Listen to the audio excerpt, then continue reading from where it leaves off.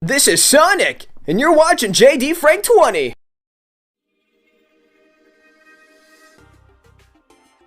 Welcome back, and I got some SEGA news right here. And apparently, according to VGC article right here, Sonic publisher SEGA has suggested it could start charging $70 for some of its new releases. And apparently, they want to review the prices of titles before they believe it would take effect. So obviously, Sega is now, they realize what these other publishers have been doing. Sony, EA, Ubisoft, they've all been doing the whole $70 price for video games ever since the 9th generation, obviously, with the PlayStation 5. Look, you knew this was going to be inevitable with the whole $70 price increase thing. Now, obviously, the latest game to do that was obviously Zelda Tears of the Kingdom, which is selling amazingly, by the way. And I understand fans were upset at first about the whole $70 increase, but you have to realize, all the, number one, it's inflation, and number two, developmental costs. At the end of the day, look, you're going to buy that game no matter what.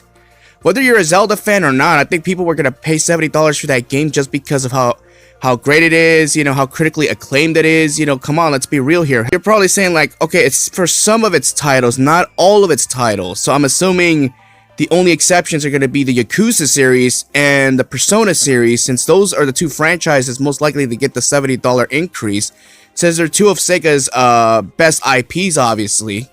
And I'll get to the third one in a minute. But yeah, I could see it for those two respectable IPs just because of how popular they are and just because of how big of a deal they are. That's cool and all. And I could honestly tell that the people that are complaining about the price increase are the people that don't even have fucking jobs. That's the easy way to weed out the people who have jobs and work for a living and can afford this, and people who don't have jobs and have to beg the money to get the damn game or by other means. Alright? I think that's the real reason why they're upset.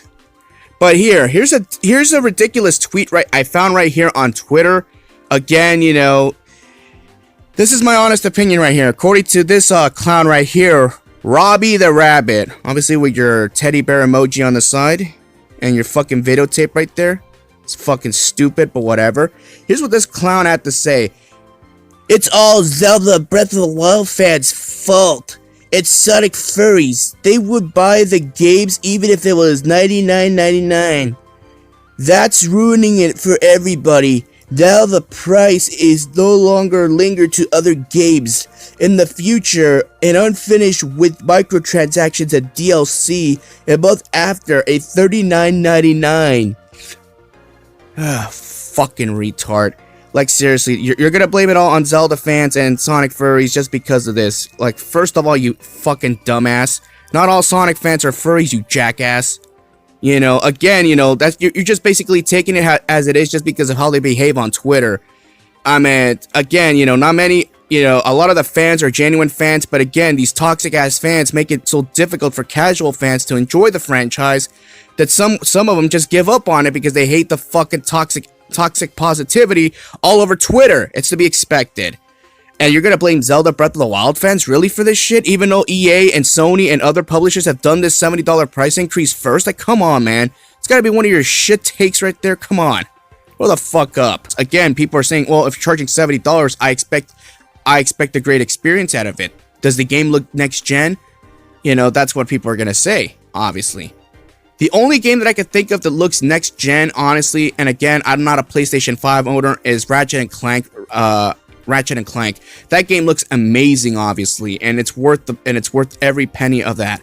But at the end of the day, do I see a Sonic game ever going to cross that path? Well, maybe. They got the right talent, obviously, but at the end of the day, they just need the budget. So if Sega's serious about this, and they should be serious, give Sonic Team a higher budget.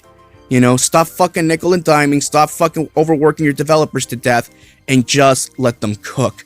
Give us a fucking great experience game, and I think people will be more than happy to pay $70 for a Sonic game. I know the Persona series is going to be fine at $70. I know Yakuza is going to be fine at $70. But again, Nintendo, obviously, you're not going to get those games on Nintendo hardware because it can't handle it. And that's where you're missing out on that extra money. I think that's the reason why Sega says, okay, we got to start taking this shit seriously. Alright, let me know what you all think. I got to get ready for work. Peace out.